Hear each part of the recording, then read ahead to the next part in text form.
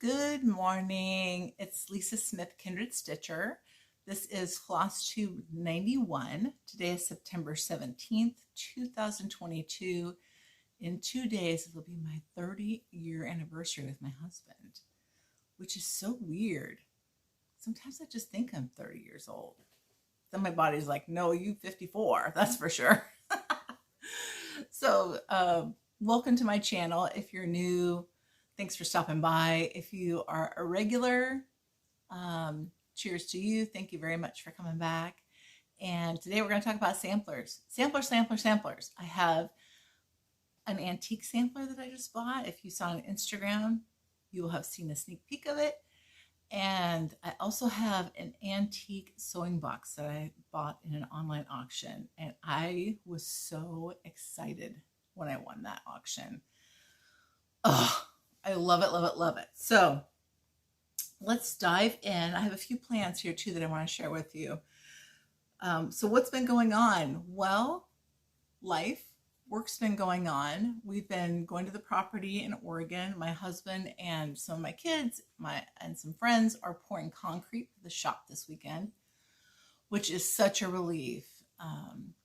Everybody's challenged with staffing. Are people going to show up to work? Will they come and drive a concrete truck on a Saturday? And I'm telling you, God blessed us, because all the help was coming on Saturday. And if they were going to deliver on Friday, it would have just been my husband and one other guy. And my husband's experienced in finishing concrete. He did it all one summer with his uncle, so he knows what he's doing, but it certainly is much easier with multiple people. So, and I didn't have to go down. And I got to stay here and do a video instead and do some work around our house. So that's what's been going on, getting ready for our house sale next year and getting ready for the move. But we will see. Everything's dependent on economic conditions. So let's talk about some whips. Since I last videoed, I have really one existing whip that I am working on, and I've only done a little bit up on that top piece.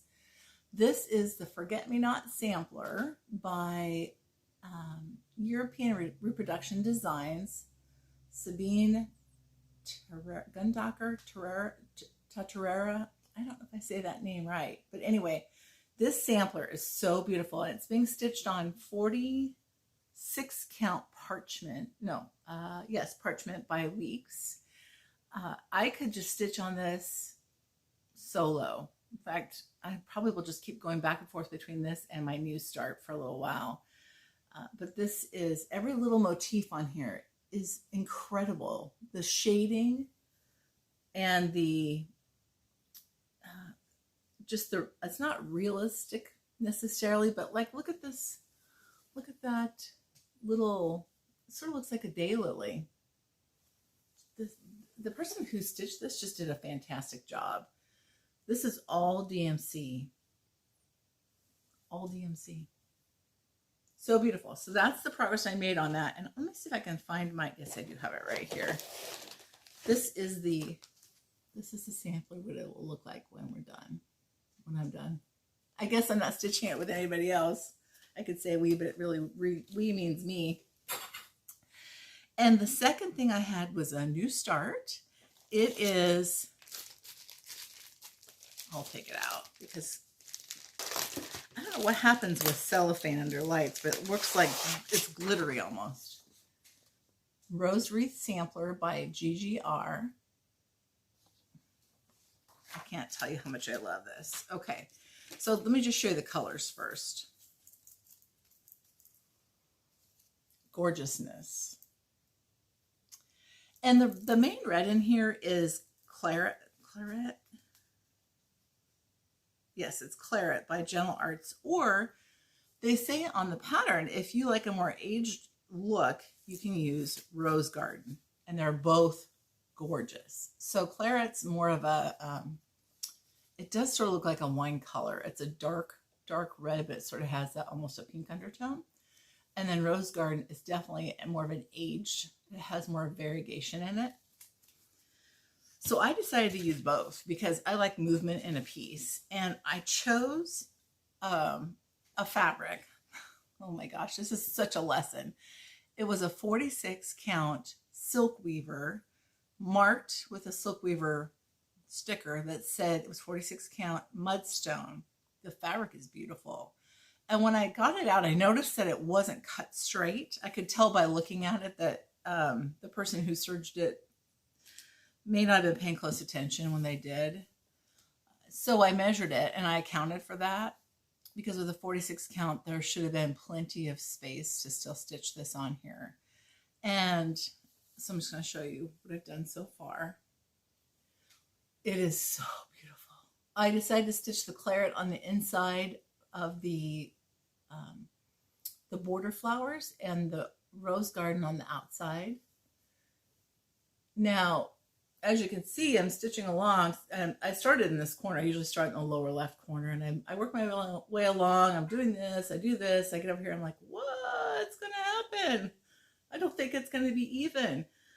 So I measured, and then I realized it's 40 count. It's not 46 count. So my heart started beating really fast in my chest because I remembered that this wasn't cut straight. So I literally ran just some counting pins up to where I expected this to end. And I was just like, I'm going to have about an inch of border. So I sewed some fabric on it to help with stitching. I think there'll still be enough room for framing, but I went ahead and did my border so I could see. I ran a running stitch up first so I could visualize where it would be. You know, these little, it goes beyond this a little bit by about one of these petals, one of these leaves, I should say. So it still will go a little bit more, but I do tend to frame it like 1/4 to 3/8 of an inch from the stitched piece. So there should be enough for pinning, or it could be laced. I really love working on this. The colors are amazing. I did do a little substituting along the way where the colors may not show up. Oh, so this flower on the stitched piece, and let me just show you on the pattern here. Oops, it's like a blanket. So this flower looks it's like Jakey brown would be the right brown, or raspberry frost, or maybe like sanguine, something along that lines. But they had she had it charted for maple syrup. So the maple syrup that I had is this. It's dark. I stitched the whole thing and it looked like a dead flower. I'm like, I just can't. So here's the thing. The browns are beautiful. They are gorgeous. If you're looking for like the trunk of a tree to stitch, or branches, I don't know, a dirt road, something like that. But I just didn't want that color on my stitched piece. I just didn't love it. So I pulled out the interior stitching, and I'm sorry, this is kind of unwieldy. I instead stitched it with the rose garden. So it will still be lighter than the opposing flower, but it has definitely a pinker undertone, you know, a red to pink undertone. And I stitched it in a way that it's sort of ombre. So I stitched the darker red on the threads toward the bottom, which is what you encounter in nature with roses or carnations or any kind of variegated flower. What you end up getting is, as the flower opens up, it's dark to start with, and then the outside edge, as it's exposed to light, tends to lighten for a lot of flowers. So I just wanted it to sort of represent that. Anyway, I love this. It's going to be difficult to put this aside. I think I'll stitch a little bit more on this, and maybe a little bit more on this week on the Forget-Me-Not sampler. Let's see. We'll see. I want to get back to Quilts by Long Dog and Autumn on Lazy Bear Mountain, which is the one I always tend to set aside. I don't know why, because I really enjoy it, but there's other things that I enjoy as well. So that's my stitching since the last time we met. I'm going to put this back in the pattern so I don't misplace it. I did have a fully finished object. So last time, I think I showed you this finish I had. This is a pattern we got at Quilter Station from Beth Twist of Heartstring Samplery. I started this at the retreat, and I decided to stitch it over one and all three together. Then, as I was working on my whip reduction plan, I thought I could finish this one. And then I sat down and I bought a box for it. These are the threads, cute little thread keep. I showed you a box last time that I bought at Hobby Lobby, and I sat down and I fully finished it, which is amazing because I have a ridiculous pile of things that need to be fully finished. And so I got this one done, but it was so much fun because this is how it turned out. What I did is I used the fabric that came with the kit that came from Heartstring. So she gave us lots of different fabrics we could use to back the piece if we were going to make pillows. And instead, I decided to do something completely different. And I Mod Podged this on. I hot glued a couple buttons. Put a couple buttons together, hot glued that on, painted this. The inside has a couple of bee scissors that I bought from Beth, and some fun charms on those. And it has fabric that's like a honeycomb on the bottom. And then on the inside, so on the top is my finished piece. It's so darn cute. And then as you open it up, it has more fabric and a couple, like a needle tin and a tape measure. So this will be fun to just sit next to wherever I'm stitching to put it in my stitchy spot. So when I Mod Podge this is hilarious. I got my Mod Podge out, and I watched Beth's video on Mod Podging and decoupaging fabric to paper mache boxes. It's just how do you cover and make a paper mache box with fabric. And she pulls out her Mod Podge and she starts to use it. And basically Mod Podge is watered down Elmer's glue. That's what it comes down to. So it's white and it dries clear. And I pulled out my Mod Podge and it was like 25 to 30 years old. It was not white. It was sort of a yellow color, and it was clear. It was not, it wasn't translucent. It was translucent, so it didn't have any of the whiteness to it. And I used it, but it was like Caro syrup texture. And I didn't realize it until I'd already started using it, and I went and watched Beth's video that mine was really too old. So I threw it away when I was done, but I finished my project. It worked, but it didn't flow as nicely. It was more like flypaper glue. So when you put the fabric on there, you just really only had a half second to reposition it if you didn't like the way it looked. So lesson learned. Still turned out super adorable. I love it. I love it. Very different finish, and it was a lot of fun. Now,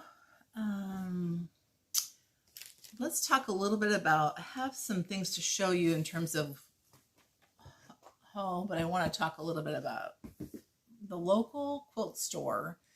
And you've heard me talk about it.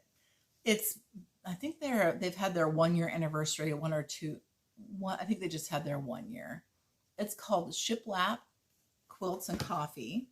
It's in Tenino, Oregon, which is a tiny little town. It's about 10 minutes from where I live.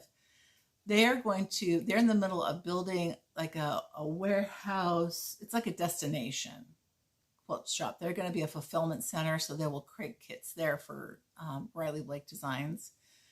And I think they're going to have like 40,000 bolts of fabric. It's crazy. And it'll be a feed store. And so there'll be a lot of home decor and a coffee shop in there. So I am excited for that to open. I can't wait to go see it. It's very charming. It's a very charming shop. So if you want to go see it, they are in this edition of Quilt Sampler for their Homes and Gardens. So this is that top 10 shop. If you ever look at this magazine, they're featured. They're the first shop here in the book. So I encourage you to pick this up. And then if you make your way out to Washington sometime, put it on your agenda to go see it. It's an incredible shop. it kind of reminds me of Country Sampler. So that was my pitch for a local business. I went to a first Thursday of stitching at Acorns and Threads, and it was so nice to see everyone. This was the first Thursday of September. I saw Anna from Stitch Roadie, kind of our normal first Thursday group was there. A bunch of people I hadn't seen before. I think there was like 20 or 30 people. And we stitched in the annex of Acorns and Threads. So Janine it's amazing what this pandemic has done. So she expanded the shop into the business to her, if you're looking at the front of the shop, to her right, and made the shop larger, it was fantastic. Gives you more work room to walk around. And then the business to the right of that, I think they gave up their lease, and she took a bunch of that space and remodeled it, and it can house like 40 people or maybe more, I don't know, for like a lecture, a retreat, a workshop. So it's fantastic space. You're right next door to the shop, so you just walk right over, and it's beautiful. She's done a great job. So at First Thursday, Janine had gone through some stuff that she had, and she had some sampler and antique quarterlies. She had quite a few. She probably had 20 of them out there. I have the disc, and so I decided not to. I looked through them, but I picked two. So I didn't buy. These were free. I got this one, and this is by, who is this? She's well known. Ooh, that's pretty. Huh. Okay, this one has, boy, I could sit here and just look at this. I won't put you through that. Sissy Smith. Okay, this is Gentle Pursuits. She has a Flosstube I had mentioned last time. But look at this. The little door opens. How cute is that? I thought that would be a blast to stitch. I'm not sure that I would put it on a box, but maybe I would. And then I picked up this one, and that was Sampler and Antique Quarterly Summer 2010, and here's Summer 2004. This is Catherine Russell. It looks like the name on this one. I really like that one as well. I don't know who produced this one. Let me see if I can find out. And you know what's great about these magazines is there's just eye candy. It is not just patterns, but there are antique needlework tools, interesting information. Well, let's see who produced this one. I don't know that it says.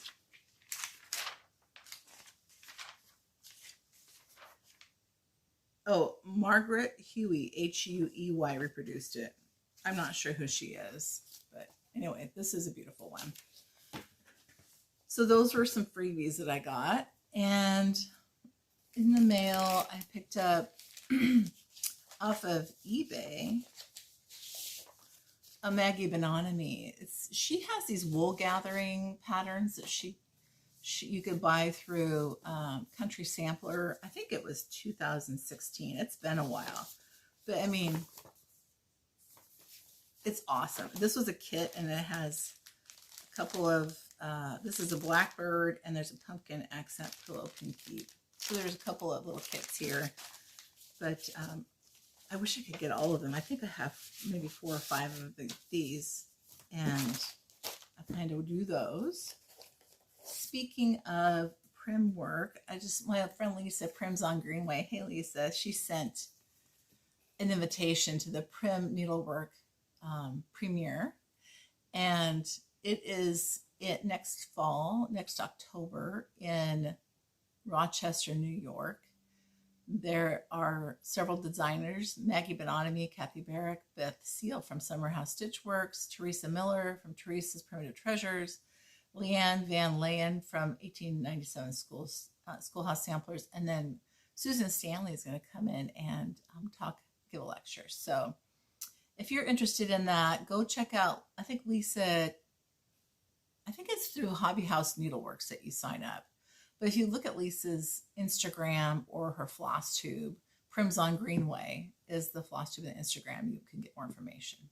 So there you go. There's that. And what else came in the mail?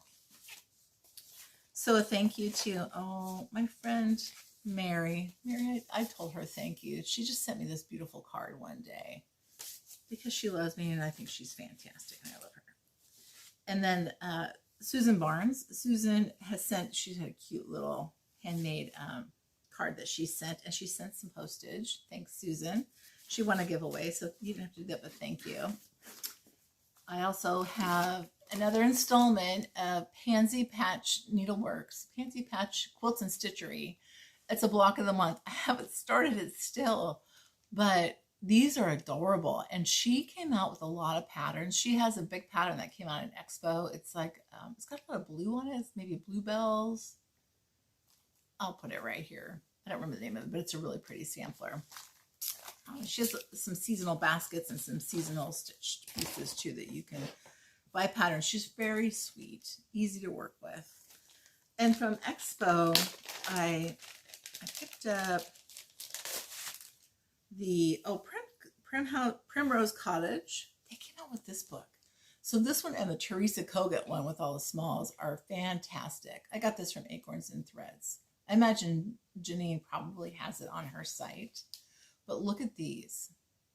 These are so cute. And what I love is that I finished a lot of smalls on my WIP production plan. But so now I have a lot of bigger ones to work on, which is fine with me. I love working on big projects. But sometimes I just want to start something small. I just decided it's easier to take it to a retreat, to a stitch along, to having your purse to take with you. And so I'm going to start a couple of smalls. Yesterday, I went to a fall, like a flea market. It's called Girlfriend's Vintage Sale. And what I like about the fall, as opposed to like the Christmas bazaars tend to be more like handmade things, which are fine if you're looking for maybe crocheted items or woodworking items or ornaments, that type of stuff. But the vintage flea market is really more antique-y, finds, those types of things. And so yesterday I found this. I took an early lunch at work and I did this. I found this Alka-Seltzer. Remember when Alka-Seltzer came in these? It's almost like a, I don't know. It's glass. But I found these buttons. And they're a great color. So when I make project bags, sometimes it's hard to find like a gray, a black, a dark blue, kind of dark purple. So that was reasonable. I picked up that.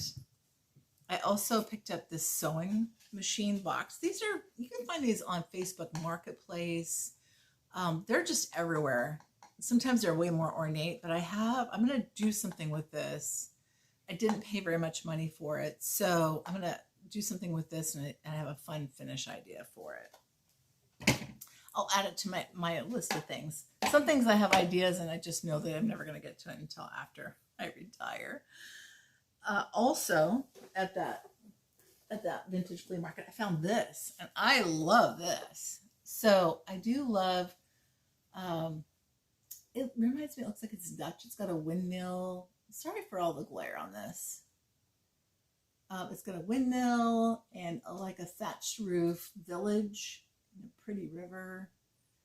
And I just fell in love with this. It was very reasonable, so I bought that.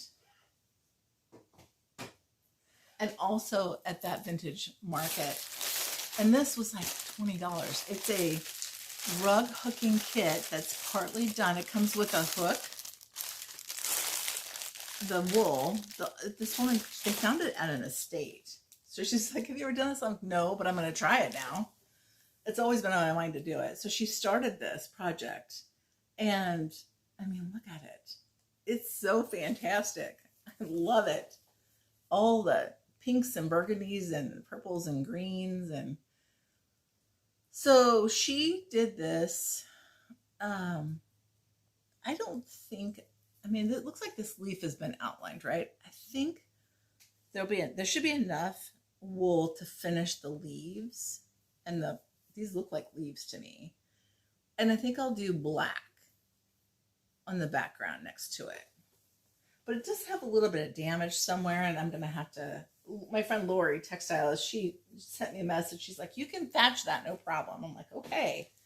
So that I won't get to until after retirement, I'm sure. And also, I fell in love with this. So this is a Lori Holt kit that I bought, and Jen from Jen's Stitching Knit, she showed this. She started, I was late getting my kit. I pre-ordered, I reserved it by pre-order, but then I didn't order it right away when it was released.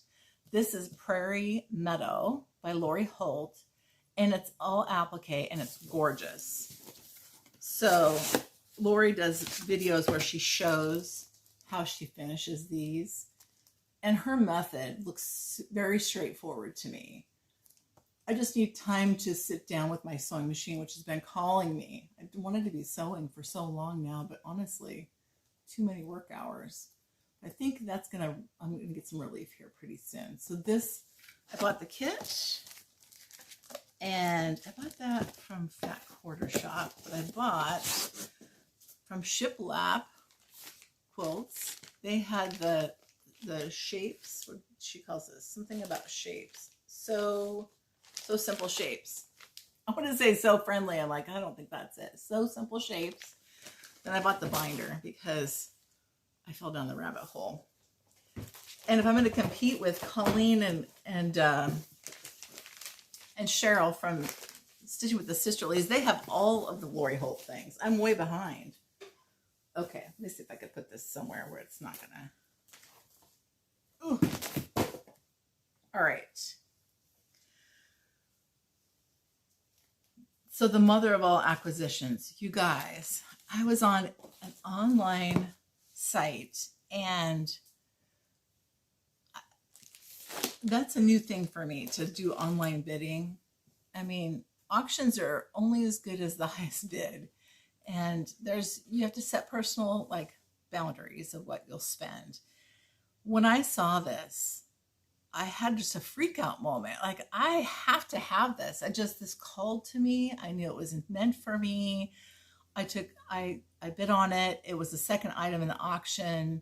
There was a little bit of interest, but it really didn't go very high. So I was super thankful, but I bought a sewing box, and it's called a Black Forest sewing box. Look at the carving on the top of that. I just can't. And it's, the name on the front is Emily W. Buss. Lori did a little research for me, and she did some genealogy research. She's pretty good at that. And she came up with where she thinks that person may have lived. So this came from New York. I don't know the history. I don't know any of the provenance about it, but this was made for Emily. And it was made with love and kindness. And look at the attention to detail on it. The carving on the top, the engraving, and then on the inside it has, I mean, are you not dying? It has this little tray that comes out. In the tray is like a thimble holder. It's a little bit dirty. I need to clean it up a little bit. There's a button stuck down there. There's this very old, it looks like it's serged. Yeah, it is a measuring tape. But look at how that's carved. And then the inside tray, this opens. It has a bunch of silk on wooden spools, and it has a little, I'm not going to open it. It's got a little interior drawer. So I mean, I wish I knew more about her and her family and how this came to be, how she received this, but it was an amazing find. So I thought, well, how can I be more blessed than that? I mean, and so I did buy an antique sampler from someone in England, and she was really helpful. She's a collector, and every once in a while she sells some of her collection. We went back and forth, negotiated a price, and I was satisfied. She was satisfied. It came pretty quickly. She thought this was the original frame, and it looks like it's been refinished. But I'll tell you, I kind of looked through my samplers that I bought, my antique samplers, and almost all of them are red. So I think I have a thing for red samplers. This is called Elizabeth Day. And are you not dying? My husband and I were talking. He goes, well, it's our 30-year anniversary. Do you want jewelry? What do you want? And I'm like, just bought a sampler. He goes, happy anniversary, honey. I'm like, okay. The colors, the composition, these are little red, bright-faced cherubs. They're kind of funny. And then they're up here too. There's some more flesh-colored ones, but all the flowers, the floral border. The reason why I think this is refinished is because look at how clean it is. And I really hate to take anything apart, quite frankly. I'm sure this is a archival quality tape to keep like bugs and what have you out. So I won't take this out when I reproduce it. I'll just reproduce it from the front. But I just can't tell you how much I love this one. This is probably my favorite sampler that I bought. I say that every time I buy one. Elizabeth Day, age 9 years, April 8th, 1842, North Petherton School. So when I posted this, an Insta story about this, someone said that this is the biggest, is it town? In Somerset, in England. So I think that we should be able to find some information out pretty easily because there's quite a bit of information there. So that's my haul. I don't expect this again, probably in my lifetime, to have so many beautiful things just fall in my lap, really. Okay, so I just want to talk a little bit about a few things that have jumped out at me that I picked that I might start in September, but probably not. I think I've only had 4 starts this year. The Forget-Me-Not sampler, Rose Wreath, and then there's one that Lori Wilson and I are stitching together. I've just started on that. It's one of Teresa Vanette's newest ones. I can't remember the name on it. I'll put it right here. That one, and then the With Thy Needle and Thread, Rejoice Evermore, which I need to get back to that one. My stitch along partner, Sarah Stone, I'll put her Instagram handle here. She is forging ahead, and I would say she's more than half done. She's probably closing in on a finish. So she's doing really well. So I'm going to work on those 2 samplers, the European Reproduction, the Rose Wreath, and then I'm going to move into quilts and Autumn on Lazy Bear Mountain. However, there's other stuff that I just really want to work on. So let me just tell you, here's one. This one I would expect will be released sometime this fall or winter. This was from the Farm Girl Retreat. It's by Brenda Gervais. Santa Stops Here. Isn't that adorable? I've seen this finished. It's so pretty. I would expect that one to come out fairly soon. That is kitted up and I can start that anytime. So that's potentially a start. This one I bought at Country Sampler. Animal Quaker Crumb Series, Oliver. This also came as a kit, and I do love this. So Country Sampler does this. Michelle Farm Girl makes kits like this. Treehouse Fiber Arts makes kits like this. So to me, I just appreciate having everything together where I don't have to go find things. So there's this. This would be another small I could start and probably just finish in October. This one is Ye Old Noel. This came out at Teresa Vanette's Advent Calendar last year. This is by Heartstring Samplery. It's a Christmassy looking sampler, and I love this. I think it's a pretty small sampler. It would go pretty quickly. I think I would stitch this on a darker fabric. There's that one. This one jumped out at me. 7 Red Alphabets. This one I bought at, we were at a retreat, but we stopped in Chicago, and Tomorrow's Heirlooms. I bought this one. So 7 Red Alphabets. And it has the silk, and this is Weeks parchment. I can tell by looking at it. It looks like Weeks parchment. But this one, it's big, but it's not stitch dense. Like, You have some starting and stopping unless you want to carry your threads. That one, I spent a bit of time looking at that, debating whether I should just start that one. Trying to resist, but so I did not know Victoria Sampler. They basically have retired, and they are selling out their stock of what they have, but they're not making the thread packs any longer. This one I think I bought at Stitchville. I'm pretty sure. Do I have it doesn't say.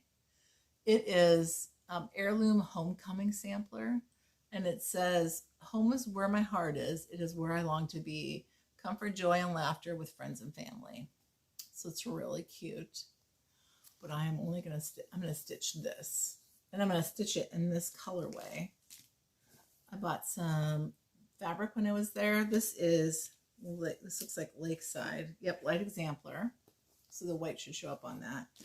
And it came with, I bought the thread pack.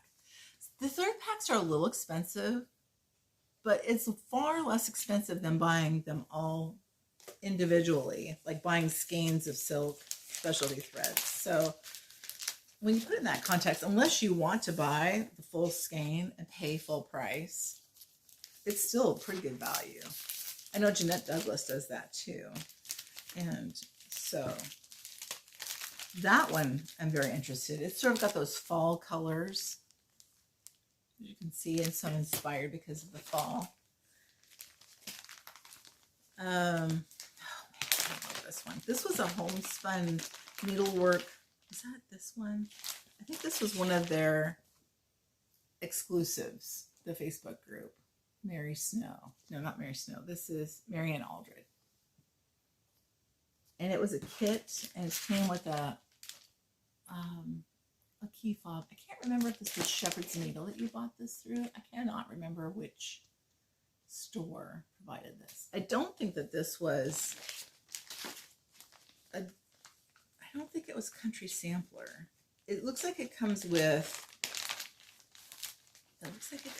vintage Country Mocha, which I've never stitched on. I don't know why. Yeah, it is 40 count vintage Country Mocha, and these are the colors. These are pretty. And they'll show up nicely on the vintage Country Mocha. So that one I could start.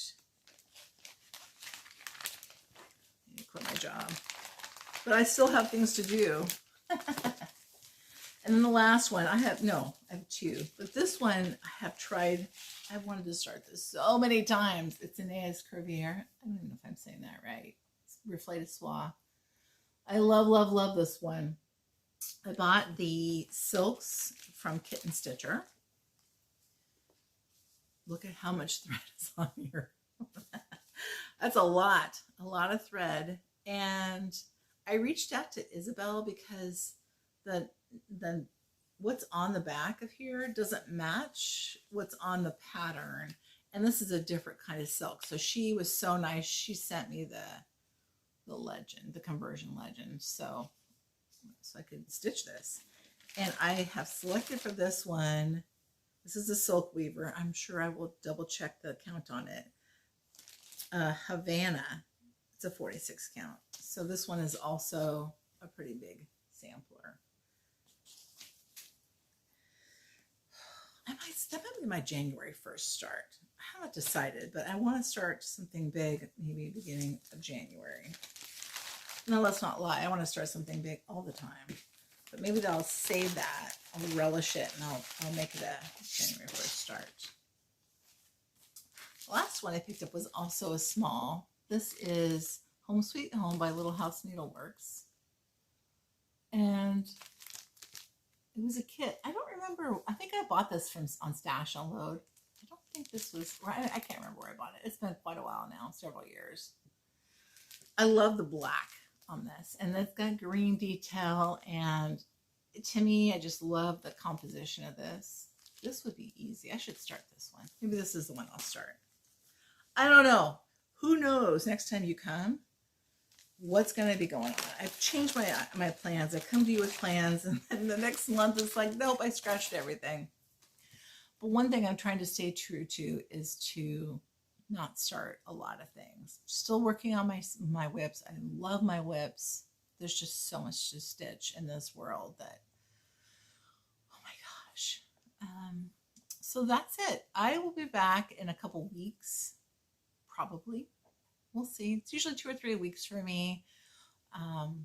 It's about work-life balance and trying to find time. And so I appreciate you stopping by. And next month, I have the Farm Girl Retreat at the end of the month. So I will definitely have at least one video before then. Take care. I'll talk to you later.